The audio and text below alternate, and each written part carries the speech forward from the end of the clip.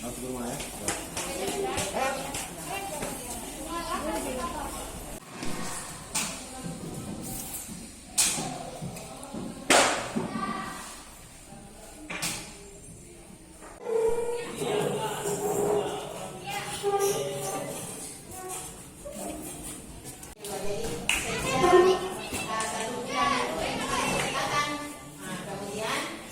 Pertemuan itu periksa jurnal sholatnya, kontrol sholat.